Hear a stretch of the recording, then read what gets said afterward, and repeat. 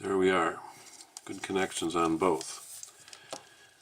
Okay, the next thing I'd like to show you is a trick I learned from the Elegoo company. They make a little smart robot car, and I thought this was a really good idea that they had.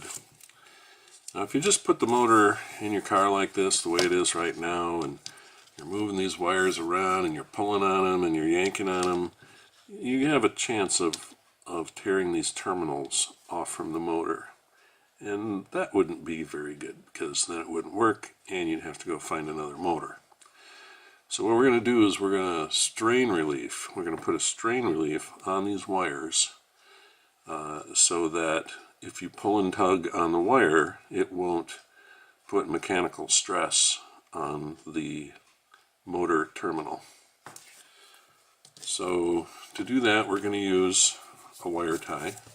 I know it's kind of hard to see, but this is a wire tie. It's basically got a head like this and then a long piece of plastic, and the way it works is always put the piece of plastic on this side of the head. So we're going to fold these wires down,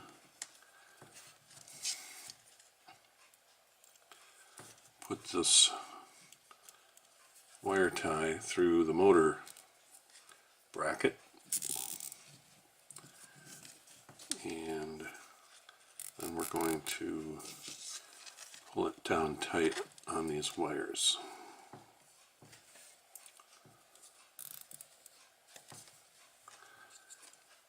Okay, so now fortunately we didn't do any damage to the motor terminals, they're still intact, and this wire tie is nice and tight.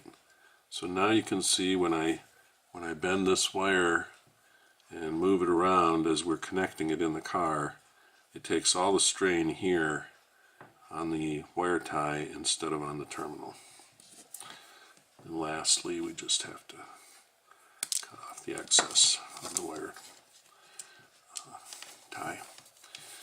And now we have a motor ready to mount.